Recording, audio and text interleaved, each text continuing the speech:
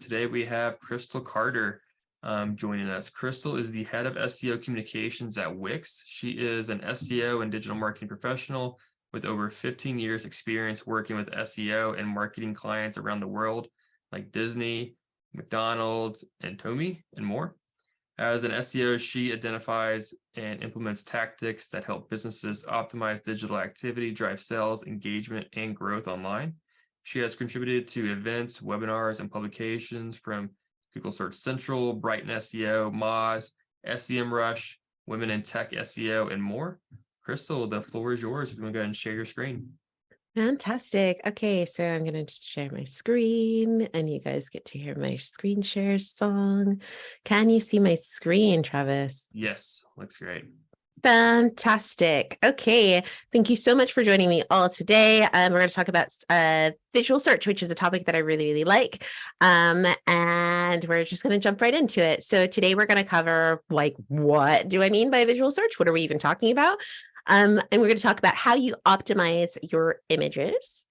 And we will also talk a little bit about how you optimize real life. And this is something that I think is really fun.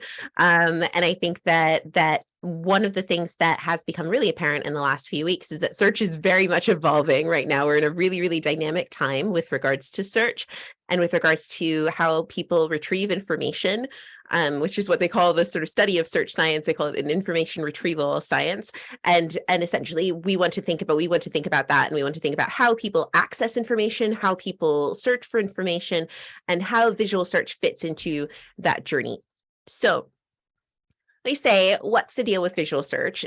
Essentially, the TLDR of visual search is that it's all about me, or it's all about me. And what I mean by that is that it's not like essentially all about like literally me, but it's all about like me and my everyday camera roll, the same kind of camera roll that you have, which is full of pictures of places that I've traveled and fun things that I found, fun times with colleagues and friends, really interesting things that I've seen, people that I've met, things that I've done, things that I like, things that I was interested in, silly times that I had, pictures selfies that I took, all of these things that we have in our camera rolls, hundreds, thousands of pictures, too many pictures, according to Google, who's constantly telling me that I have too many photos in Google Photos and that I need to pay them extra money for it. All of these different photos are now the basis of search. Not only that, but Google is using them to train their machine learning algorithms to understand search. And I'll get into a little bit more about that.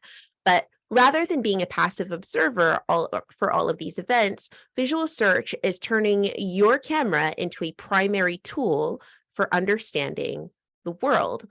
And so this means that as a user with a regular, everyday, run-of-the-mill, super normal, like same thing everybody has, the same sort of camera roll. If I want to know where my mom went last week and why she's not returning my calls, then I can take her photo and I can pop it into Google search and I can copy it from Facebook, which is what I did.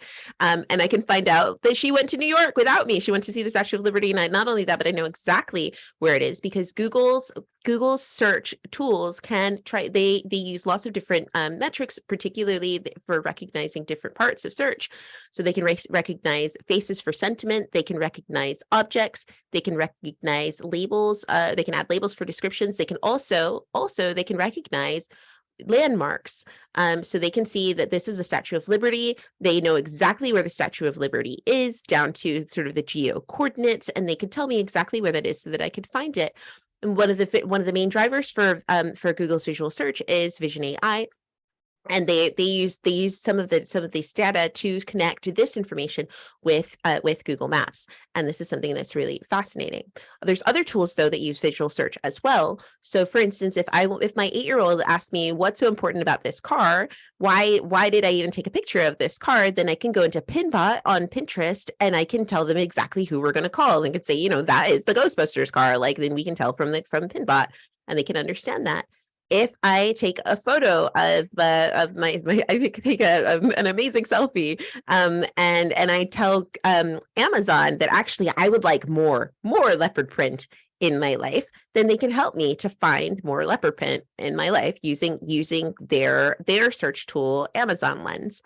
And if I meet someone at the airport and people don't believe me when I tell them that I met X to the Z exhibit at the airport, then I can use Bing's tools to show that actually, yeah, that is exhibit. Here's his knowledge panel. Promise you, that's him. I met him. He's great, and we're besties, and we're gonna hang out.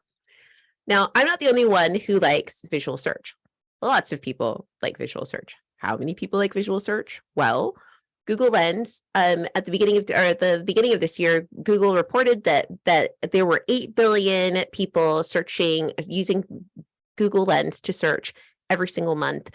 And this is an increase of threefold since 2001, when it was saying that it was around 2 million or 2 billion or so. So this is something that's actively growing. And then one of the reasons why is because Google keeps adding more and more features to it. So now you can not only use Google Lens to search images, but you can also use it to translate text. You can also take a photo of written text, and you can and it will take it and it will update it and into written text. So if I scroll a bit of text down, then I can take a photo of it. Google will make it into actual text, and then I can copy and paste that and put it into a text message, or I can copy and paste that and put it into an article, or that's something like that. You can use it for homework if you've got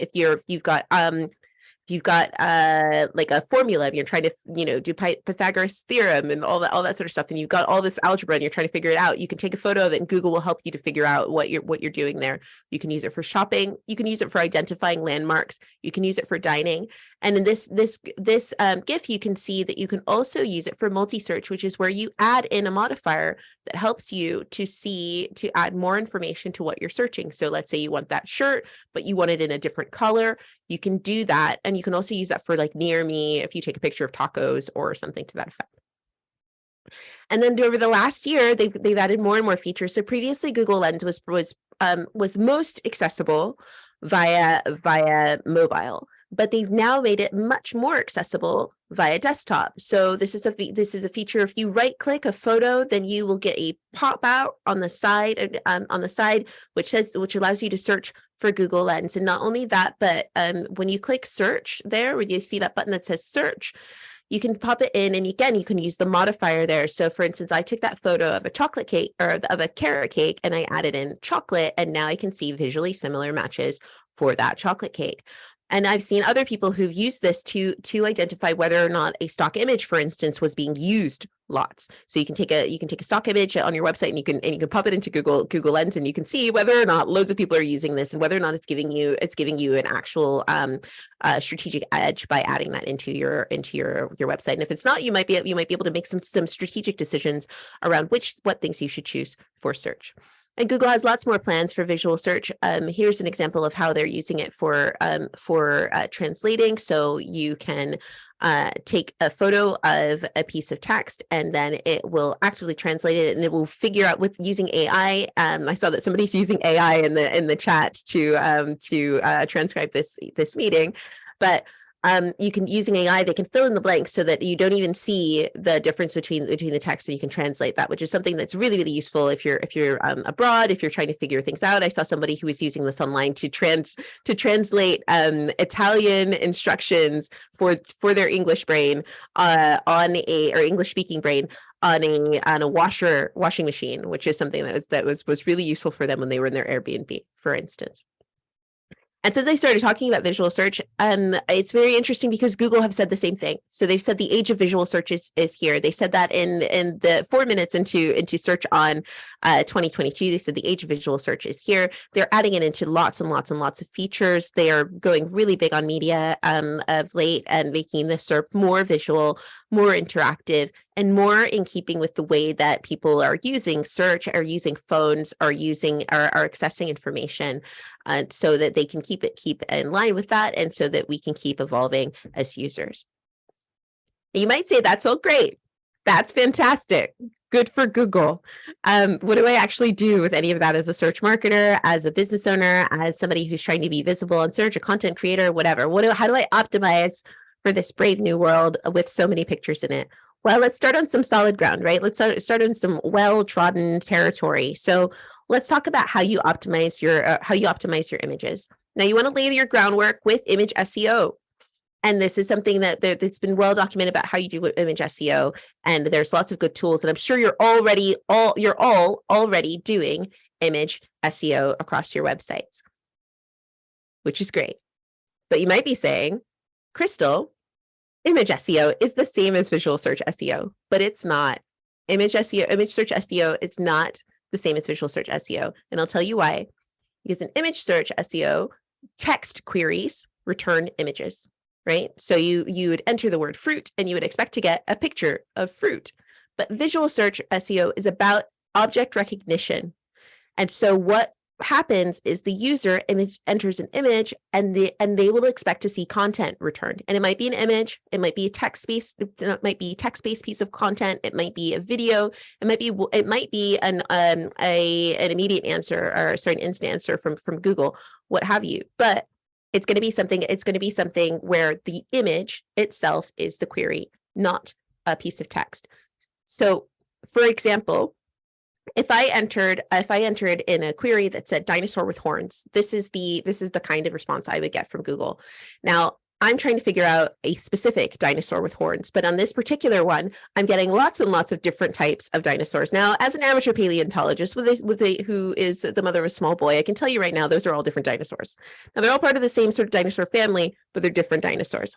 And so if I actually want to figure out which dinosaur my kid gave me, one of his toy dinosaur, I can take a picture of that dinosaur and then I can search it on Google Lens. Not only does it understand that it's a toy and potentially give me options to see what it is, but it also gives me the exact dinosaur that I'm talking about. Why? Because when visual search, you're giving them lots more cues. I told you about some of the things that Google is able to discern when they look at an image. And from this one, from this image, they're able to discern the texture. They're able to search for because of the similar images. They're able to see the color. They're able to see exactly how many horns I'm talking about. They're able to see the profile of it. They can find similar images. They can tell that it's quadrupedal. They can tell that it has a tail. They can tell that lots of different things about this particular image without me typing all of that in, which I would never do. I would never say like dinosaur with 4 legs and 3 horns and a frill and a beak and who is a vegetarian and all of this. I wouldn't type all of that in. I just wouldn't. So an image search allows you to move a lot more quickly and allows them to serve better results for their users. So when we think about image search SEO, it is absolutely part of optimizing for visual search SEO, but it is not all of it. So you want to make sure that you have all of these things already in place: relevant file names, modern formats, alt text, and image titles, structured data, all of that great stuff.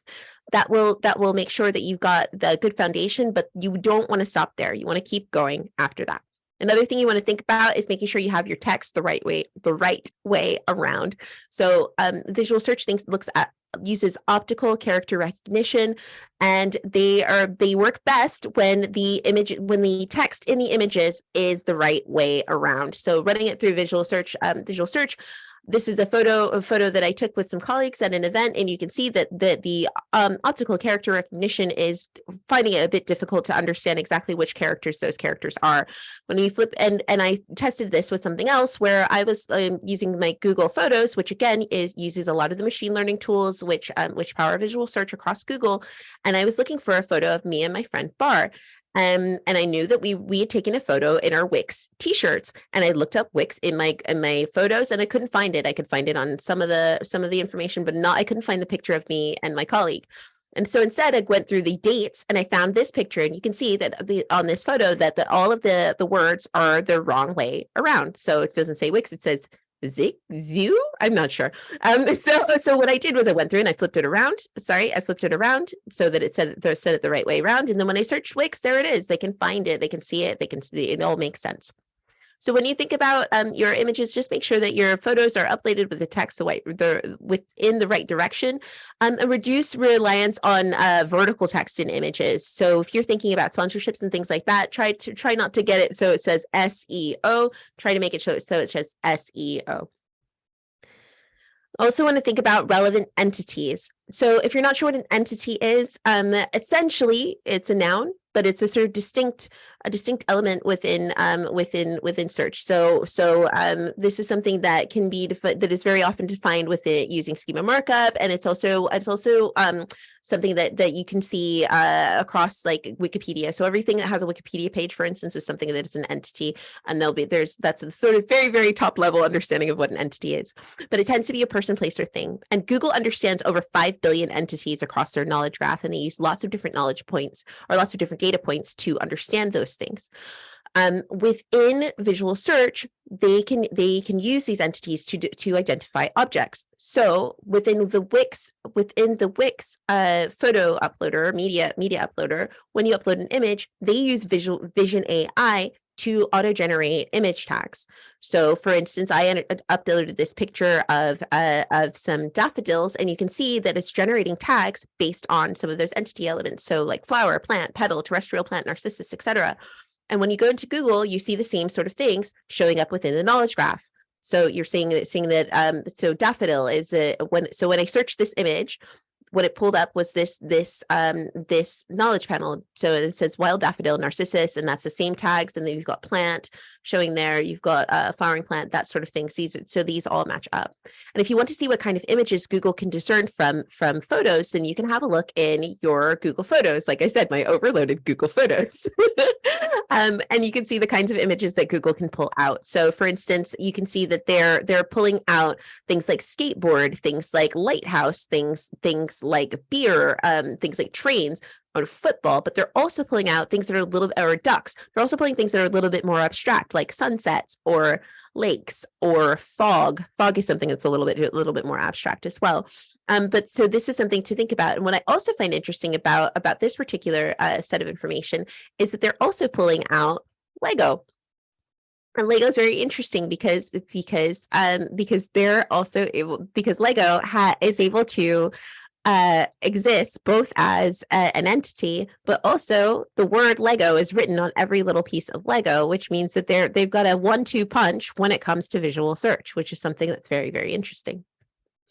So what I'm saying, when you're thinking about the entities, or when you're thinking about your images and how you optimize your images for visual search, make sure that you are including relevant entities to your images. So if, for instance, this is a photo of me in Riverside, California, next to a very famous hotel, which is essentially a landmark. So Google, if I search this photo on Google, they understand that that's a landmark. If I was a real estate agent, for instance, in Riverside, California, it would behoove me to make sure that I had some images of myself in well-recognized places in Riverside, California on my website, so that Google could understand what was going on, and could have more signals that my website was based in Riverside, and that sort of thing. So think about the entities that are present in your images that are on your website.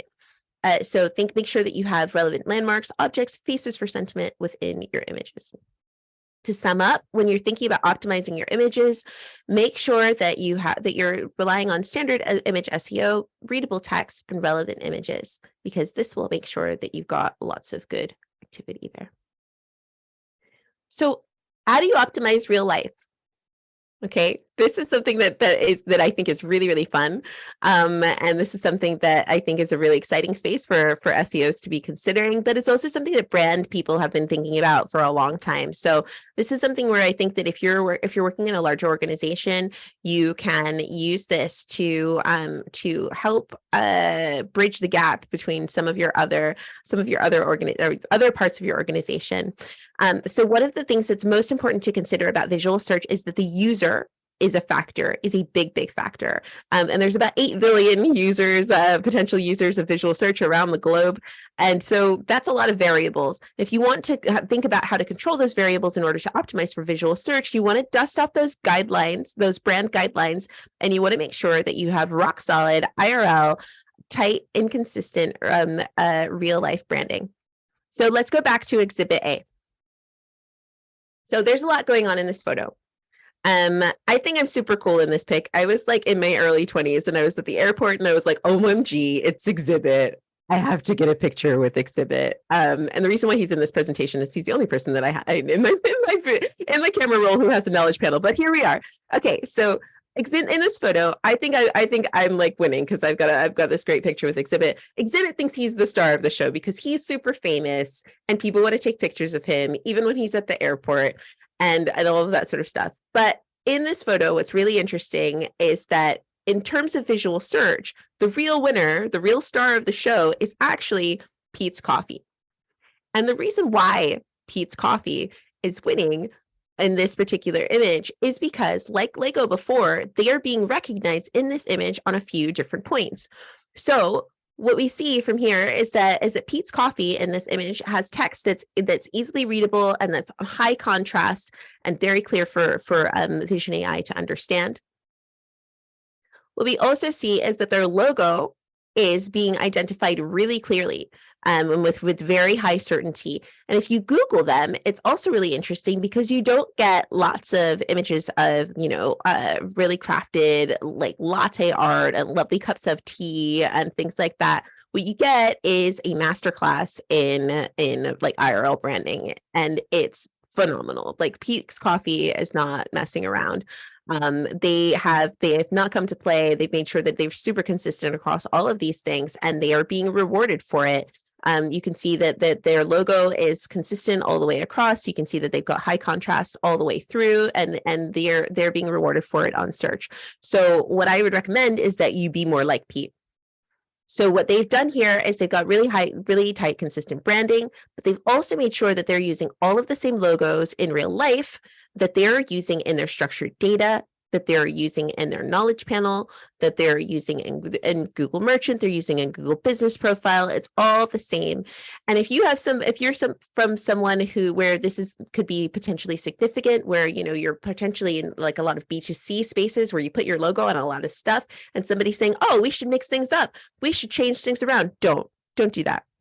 Keep it simple, keep it consistent, be like Peet, make sure that you've got everything super tight and consistent, and it's working really well for you. And don't forget about uniforms and merch. Case in point, this is a team that I used to do a lot of work with, is Optics Solutions. We had an event and we decided to get t-shirts we started to get sweatshirts. And the sweatshirts were not in our traditional brand colors. The sweatshirts were in different color. And if you search that sweatshirt and Google search, Google's like, I don't know what this is. I don't know who these folks are. I don't know what's going on there. However, if I search for the sort of print merch that we had that was in our normal brand colors, that was using the normal logo, that was using the same thing, they know exactly who it is. They know exactly who it is. And you know why? Because Google's Vision AI, Google's AI visual search recognition thing, they also process information for colors. They also understand the colors. And when you think about your Google Merchant profile, they ask you specifically for your color scheme. They ask you for the codes. They ask you for the colors that are associated with your brand. So, and that goes along with helping them to understand and to discern where your brand is and where your logo is when they're finding you on search. And this is something that can be really useful for you. Also think about SEO for real life sponsorships.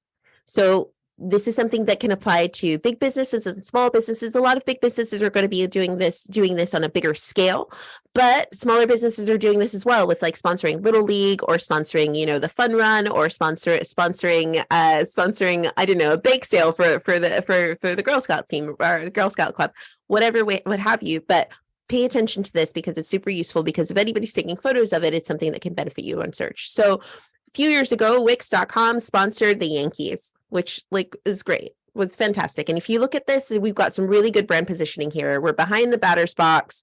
All looks great. All looks fantastic. And if you run it through visual search, you can see that we're doing really well. So we've got 3 logos here. On the left, we're coming in at 97% certain that that's Wix.com. In the middle, we've got 95% coming in at Wix.com. And you can see that where the batter's box is and where the batter is actually in the way, the certainty drops because they can't see the whole thing and they're not quite sure. So this is something that's really, really, really interesting. The other thing that I think is interesting about this, with regards to visual search, is that they're understanding the logo here. They're not just thinking about the text. The text is great, but the logo itself is processed as an entity the entity as a whole, rather than just the word. So this is really interesting, and it's something that you should think about when you're thinking about your sponsorships, is making sure that your logo is something that is searchable and something that is discoverable. The other thing that's really interesting about this is that because they're sponsored the Wix Yankees Stadium, we're also seeing a lot of general PR and general sort of above the line coverage across the web.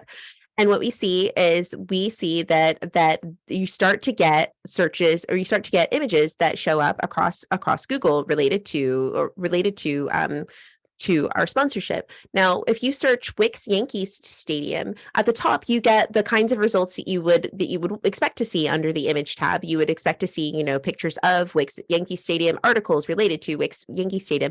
But as you scrolled further down, you start to see other things. You start to see articles where they're pulling up images that under the tab Wix Yankee Stadium that are accurate. They are reflecting Wix sponsorship of the Yankee Stadium, but none of these pages include text or text cues or alt tags or HTML or anything like that says anything about Wix.com.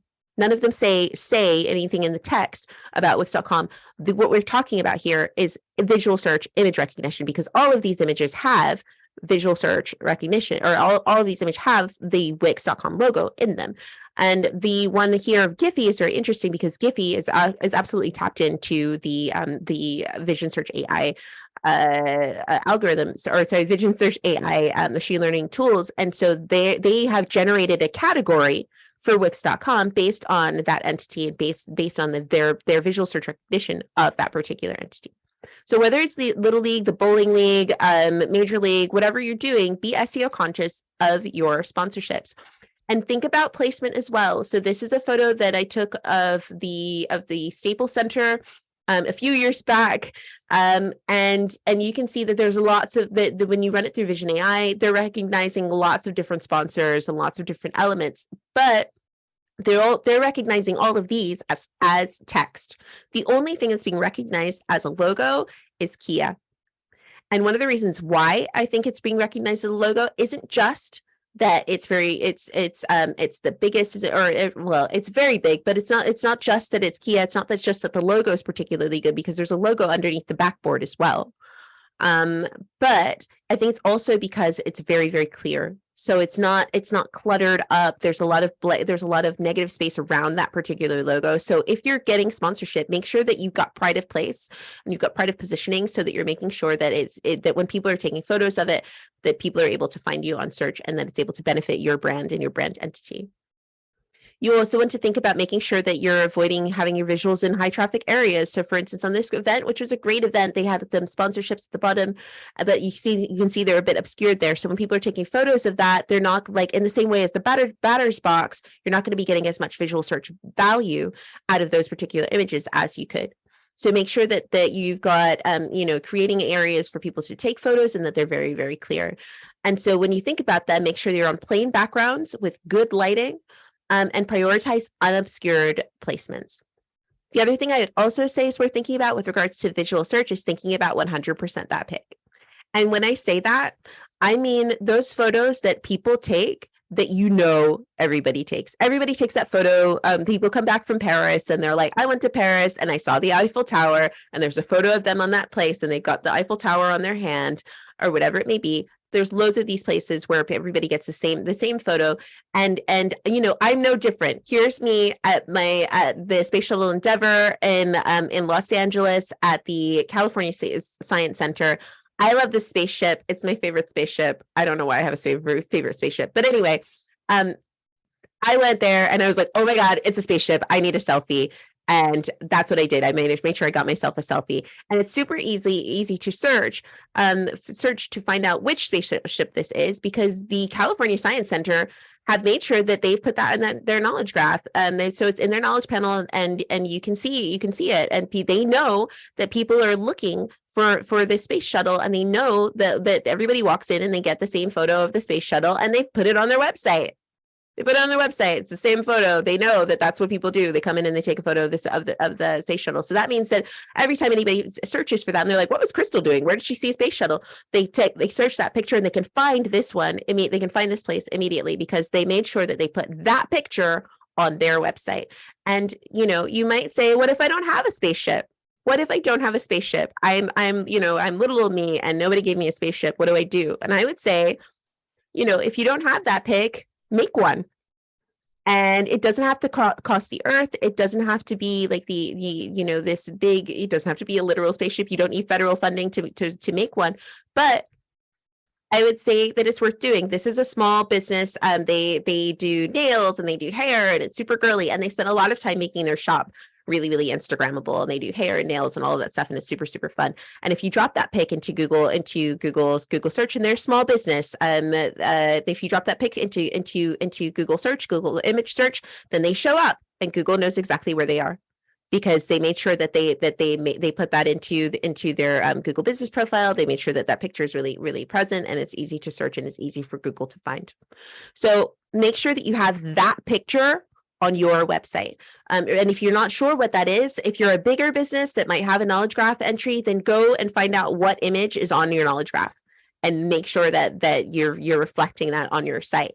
And if you're not sure what it is, then you can go into user-generated content sources to look for candidates. So Facebook, Instagram, TripAdvisor, Yelp, you can see what pictures people are taking. It might be that you have a big statue outside of your house. I know that like Bob's Big Boy used to have the guy with the burger, for instance, outside the door. If you've got something like that, there's probably lots of people taking that photo. Make sure you have that photo on your website. You can also think about mobile brand representatives. So for instance, if you're talking about the red arrows, or if you're thinking about like somebody who's a mascot, if you have a van that's something that goes around a lot, like let's say like if you think about like the UPS truck, right? Like that is an iconic vehicle. That's something that people might be taking pictures of regularly, and it's got your logo on the side. Make sure you have that has a place on your website. So I would also say that it's worth encouraging user-generated content. Now, I get a lot of grills. I've been grilled for this, but I'm a level 6 Google guide. I know people are like, people get jealous about this and stuff. And I'm a level 6 Google guide. Don't like, it's okay. You can get there too. I have the socks to prove it. It's great. And the thing that's great about being a level 6 Google guide is I get to tell the world all about my burritos, which is fantastic. And when I do this not just for fortune and fame and glory, but I also do this for points. They give me lots of points, and I like that, like little gold stars, and it's great. And I'm not the only one who's a Google guide. Google guides are generating over 20 million contributions every day on Google Maps because everybody wants to share their burritos and everybody wants really cool socks.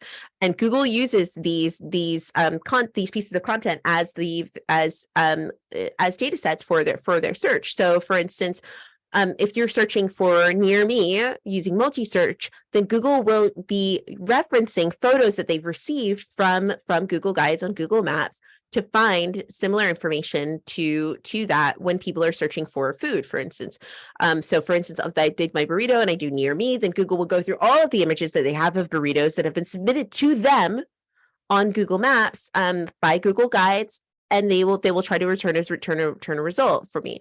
So this means that it's worth thinking about your Google business profile as a visual search data set, as an opportunity for people to find you on visual search. So if there are things that are important for you that you want to show on visual search, make sure you include those in your Google business profile, a photo collection, so that Google can find you.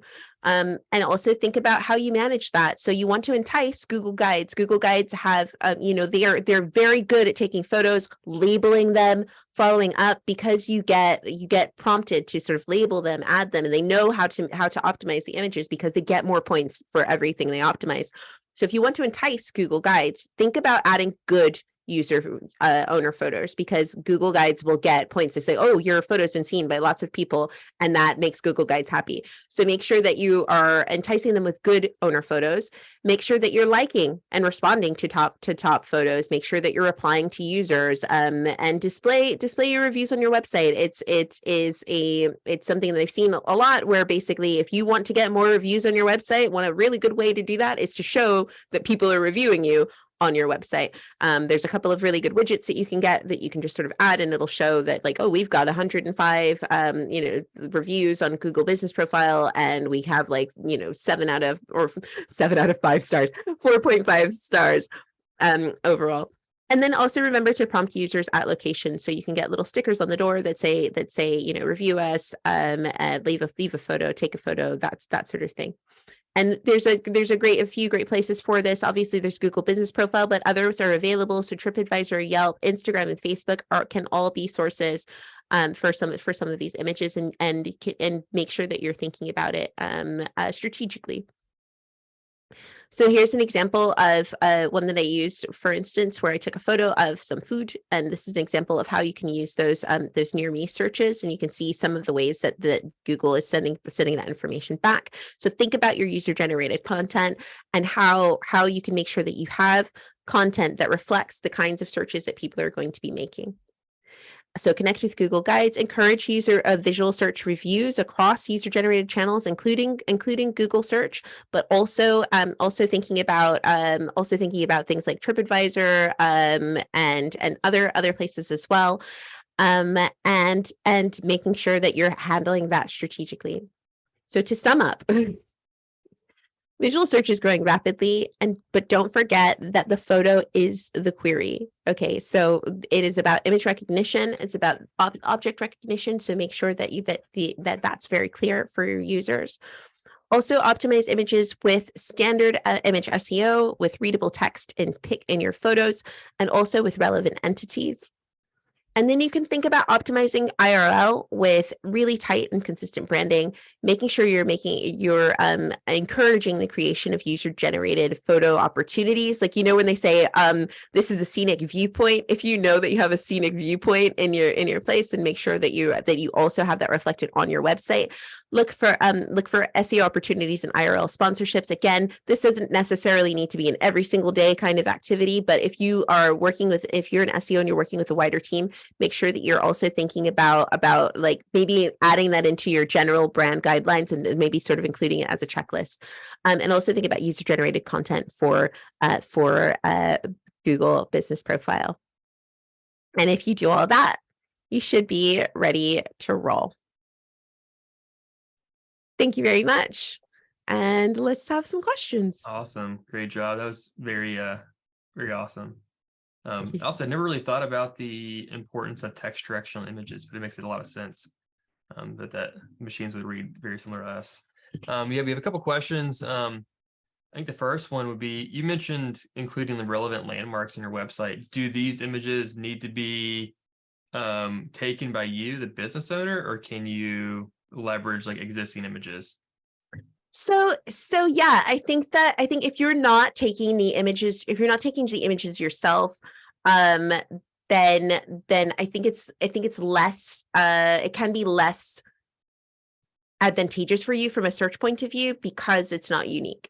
So if it's with search, generally speaking, things that are unique tend to perform more distinctly. You're essentially trying to make sure that Google knows that you're unique, that you are a source of information that they can't get somewhere else, and so must come to your website.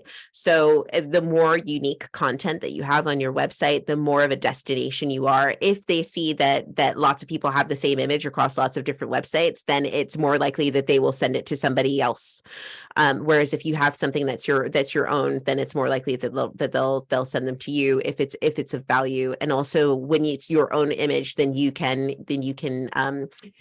tailor it so that it meets your needs. And obviously, like, let's say if you would have had a picture of the Eiffel Tower or something like that. Let's say you were a French patisserie based in Omaha, right? Okay. Yeah. So So you're selling, lovely French pastries, but you're not in France. I think it's fine if you're using a picture of the Eiffel Tower, just to give a sort of symbolic reference, even if it's not your photo, for instance. But if you can use unique images, I think that's more advantageous. Nice. And then James sent in a question. I'm a professional photographer that shoots product reviews for a digital marketing company. Besides the image SEO basics and the pictures are presented clearly, what else should I be thinking about since I have access to high quality equipment? So I think with regards to, I think composition matters. So composition matters a lot with regards to visual search recognition. And I think that one of the things that's tricky for artists, and for with regards to visual search is that visual search rewards rewards very minimalist, like less busy photos. So I have an article that's on Moz that talks, and it's like a thing about my teapot, right?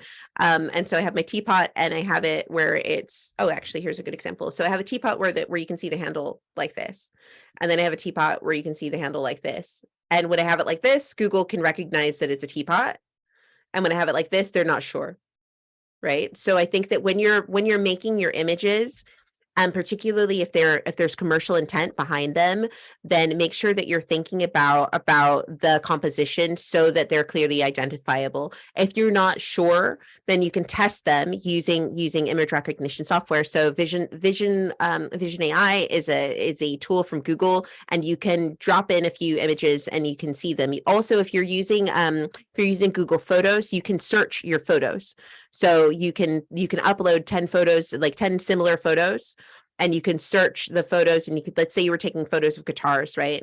You could upload all of the photos that you took of the guitars. And if you search for guitars, then you can find, and if you see that only 6 of the photos are recognized as guitars, then maybe those are the 6 ones that you should use, and maybe the other ones shouldn't be used. If you see that none of them are recognized as guitars, then that's tricky. So you want to make sure you've got good lighting, good composition, and I would say test your images. There's a few tools that you can use so Vision AI it's an API, and you can use that to tag things at scale. There's lots of other tools that will allow you to tag images at scale, and those tags will tell you whether or not Google or other machine learning tools can recognize those images, which is really useful. So I think about composition, and if you change your composition, it will change how Google understands your images. Nice. And we get another question. Since Google recognizes the content of an image to some degree, should the image description and alt text go beyond a straightforward description of the image? So I would say that the alt text should be.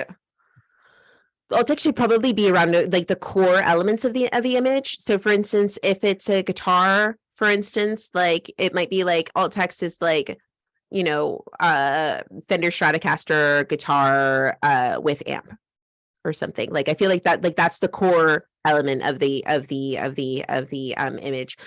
They will, they will be able to discern from their images that it's a blue Fender Stratocaster guitar with an amp. They will, and it might be that you can think about sort of other, you can also add descriptions, you can also add text. All those text cues are still valid, but Google's able to add in some of those other elements. The other thing you might want to think about with regards to image recognition and going back to the other one is like logos, visibility of logos. It's a bit tacky. Like, don't get me wrong, it's a bit tacky, but Google can Google can recognize logos. I had a picture of a friend sent me a photo of of their lunch, and I was like, oh, I'm going to run this through Google Lens, and I didn't even realize, but the top of the plate had a tiny little logo for the restaurant, and so I found out exactly where she had her lunch because of the tiny little logo on the plate at the top.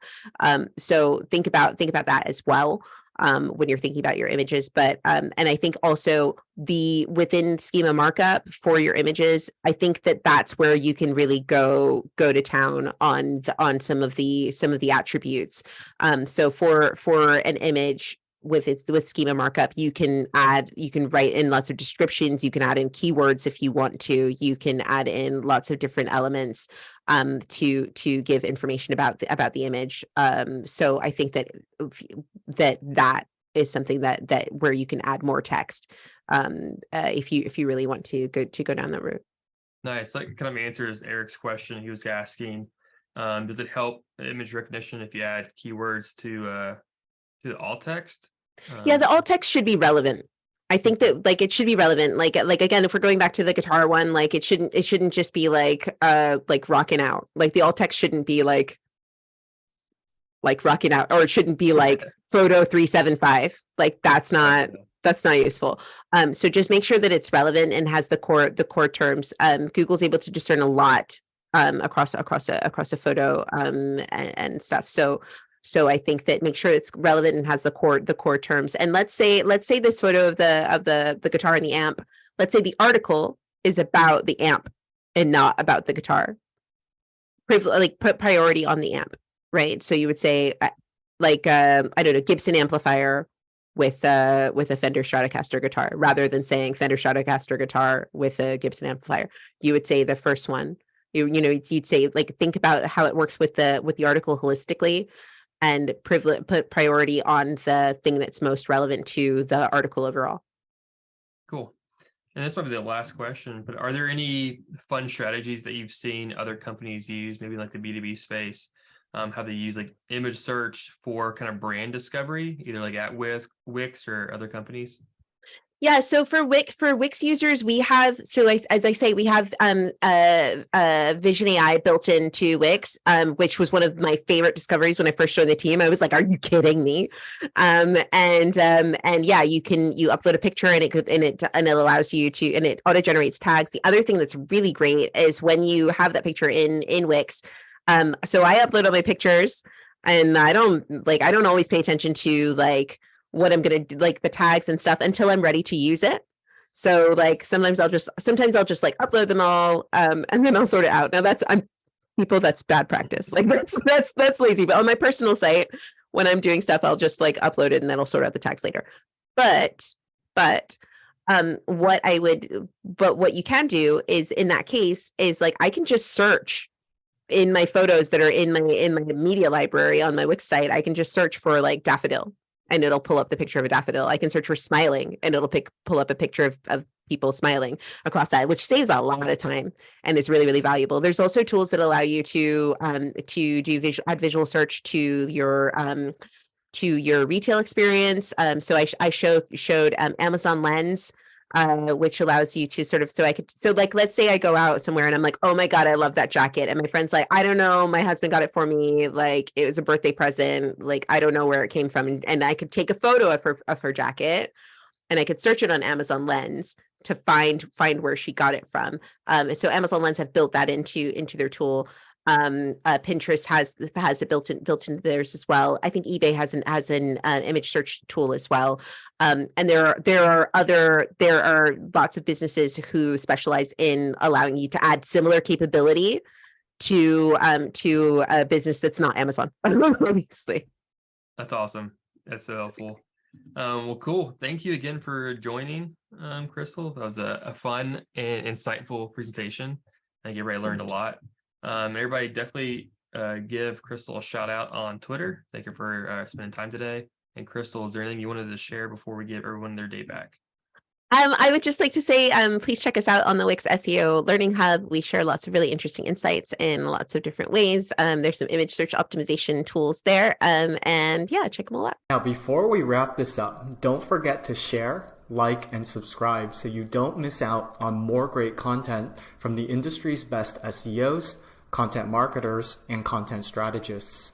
The ClearScope webinar series happens every week and helps SEO content creators of all skill levels advance their knowledge.